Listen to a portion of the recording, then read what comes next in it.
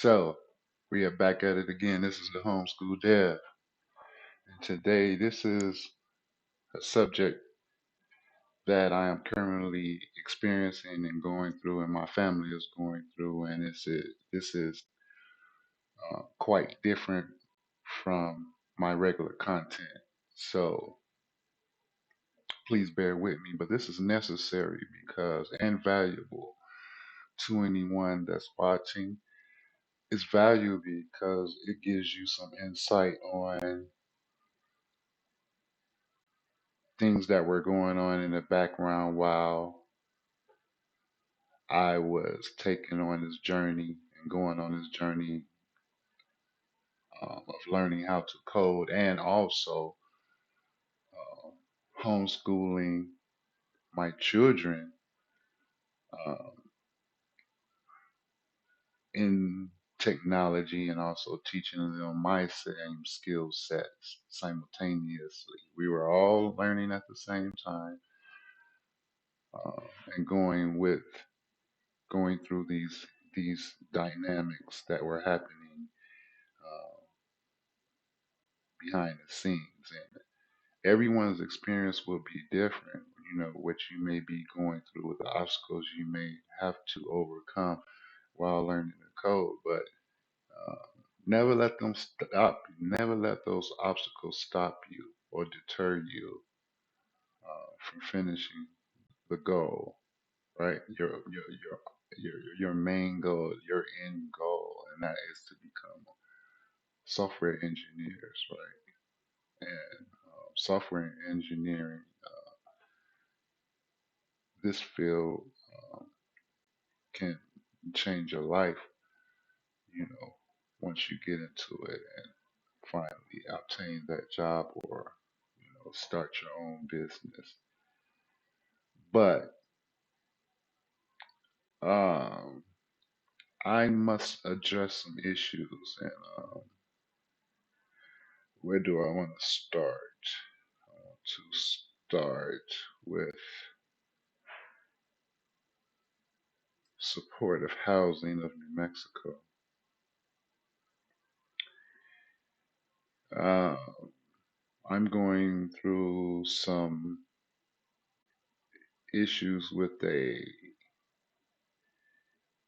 agency that helps homeless uh, gain housing. And so, yes, I was homeless at one point, and I found this housing program, and I've been in it for 9 years. And only in 2019, November, was it December 30th, 2019, I came up with the notion to, you know, for an exit plan out of this agency and these types of programs by learning software engineering. Um, Supportive housing has a mission statement here. It says, our mission to end homelessness by providing affordable, permanent, and supportive housing to individuals and families in New Mexico. Although this mission statement may be true, there's things that are going on in the background that concern me and may concern all Albuquerqueans, and especially individuals that donate to this program or these types of programs. At the end of the day, if there's anything that is going on with these programs and their funding is affected, or they have a bout in the general public where their public relations is kind of damaged, who is affected the most by that? It's the clients, it's the people that are in these types of programs, and I'm one of those individuals. And I have to say that this mission statement is kind of shallow because, and it really should be changed because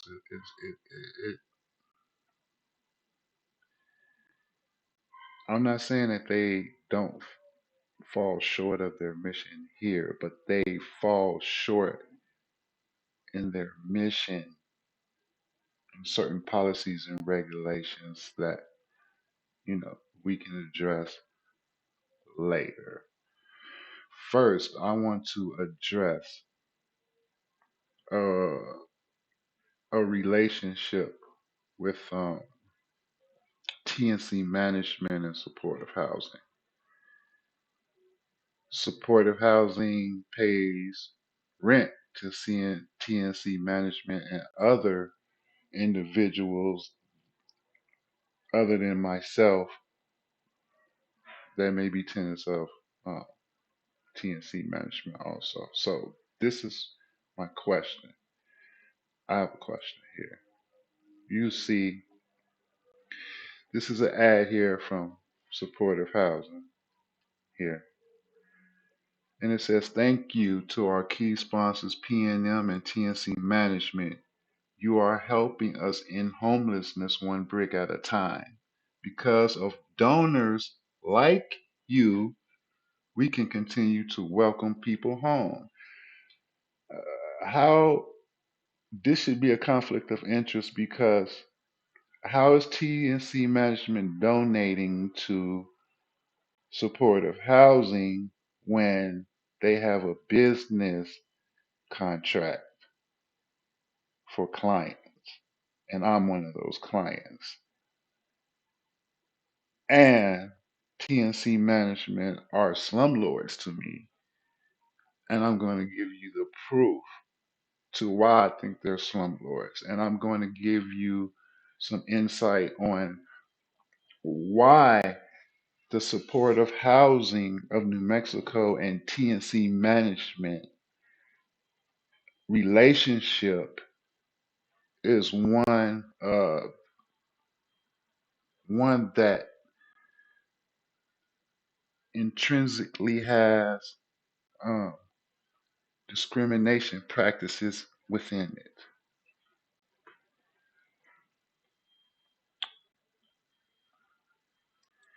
Here is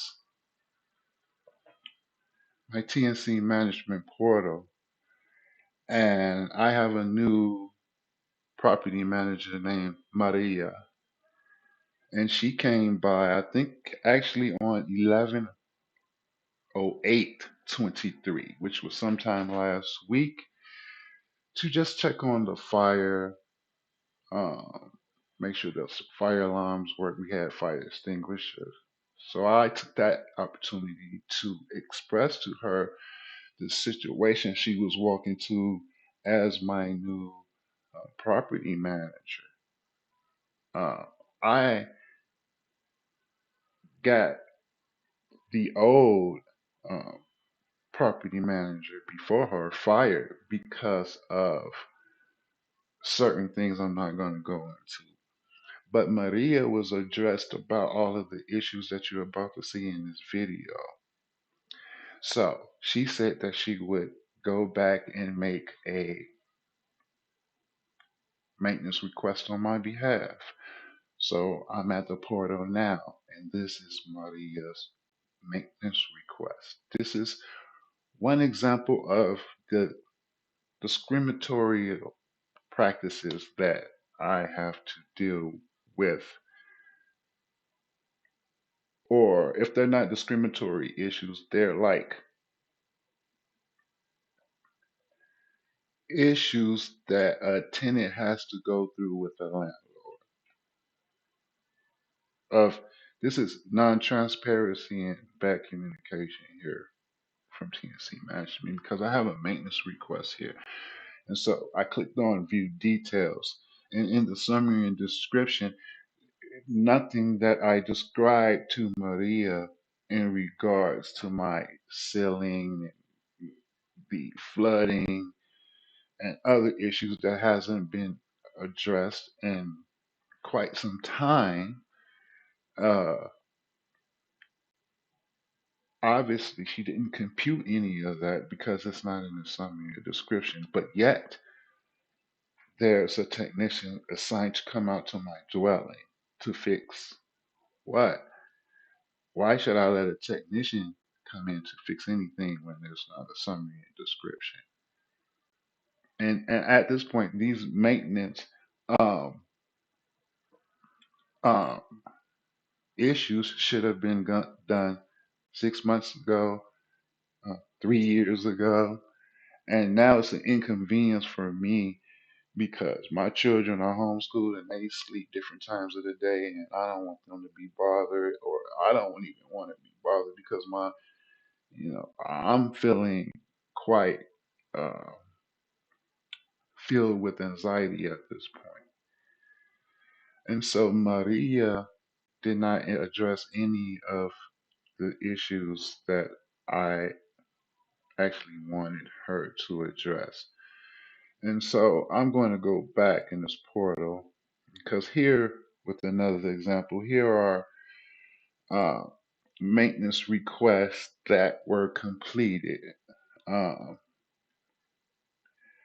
but interesting enough, here are some maintenance requests that were canceled. And this one in particular, the ceiling leak, right? This is something that I explained to Maria when she came.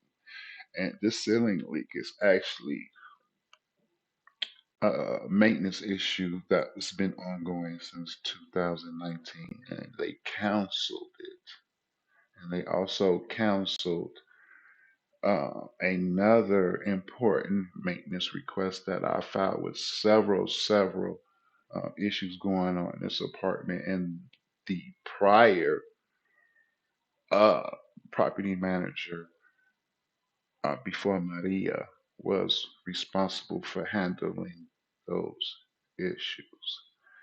And so now uh, I would like to get back into, you know, segue this into the footage for the actual or some examples of what is actually going on in my dwelling. Remember, you can overcome anything if you keep working hard at it. So don't let outsiders deter you from reaching your goal. Just, continue to believe in yourself, and by all means necessary, do what you have to do to overcome any adversity that's going to keep you from obtaining your goals. Thank you. This is the Homeschool Dad.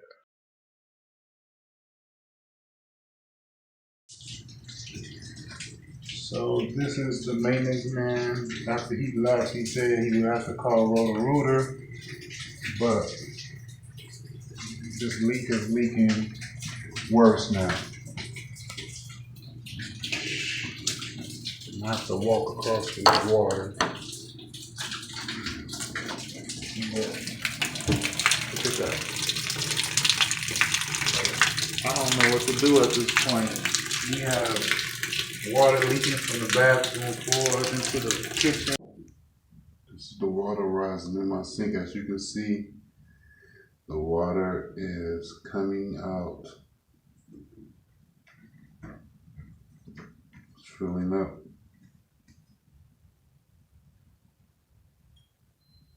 It's 11:35 a.m. It's filling up. I'm gonna let it overflow. Let it overflow. Go. Do what you gotta do.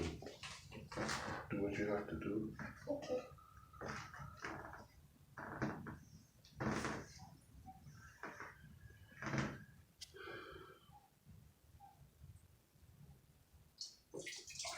Filling up. I'm gonna let it fill it up till it overflows.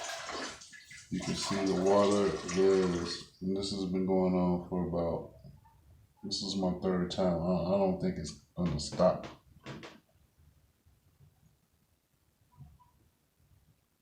It's ridiculous. I've been waiting 2 weeks for this to get fixed.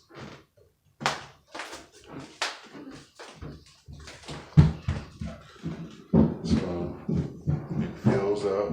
I was sleeping. I heard the water spewing into the bucket. So I came in here to, before it makes a mess, before it floods into the kitchen in my bathroom, I come here with this cup and I'm going to manually dump the water out of the cup into the toilet.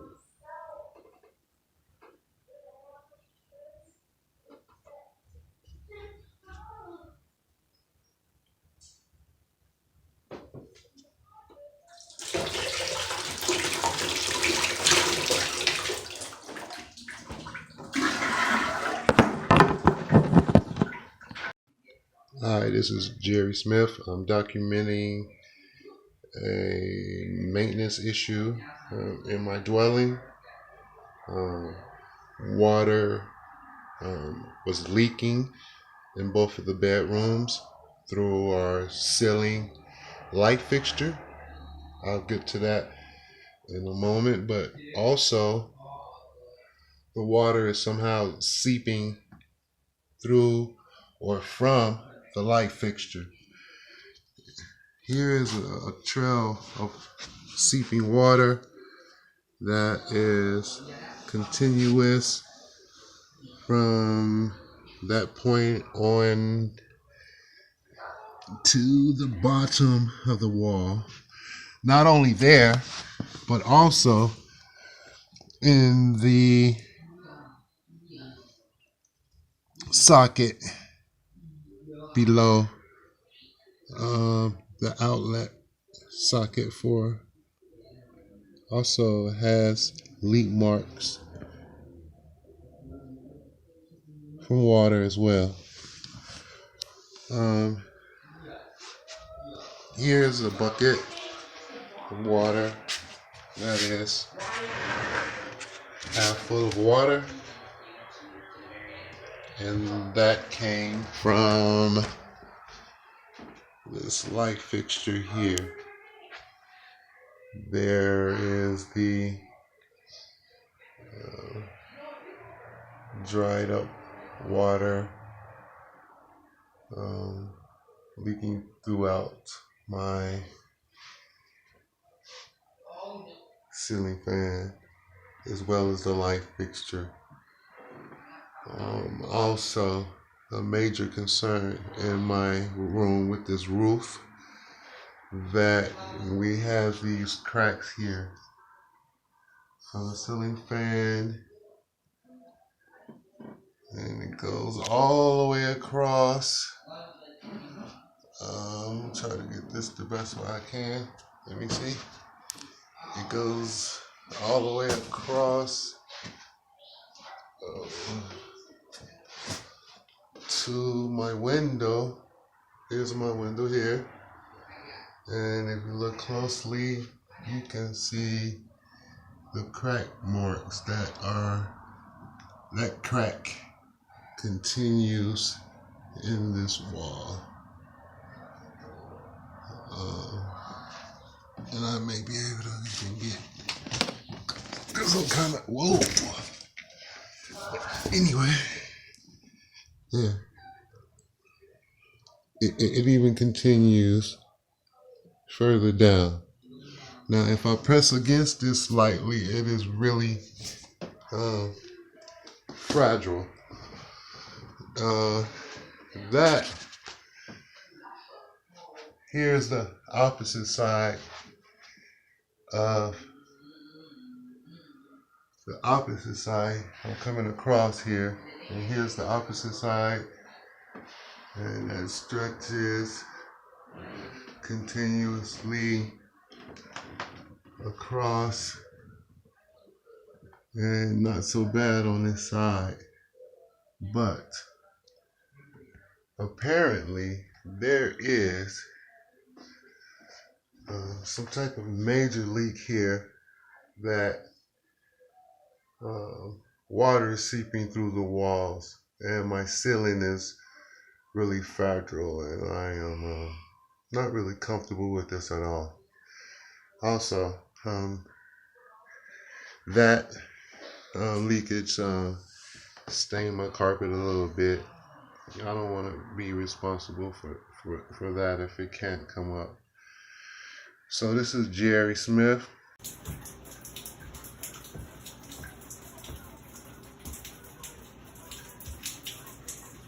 On the light fixture as well.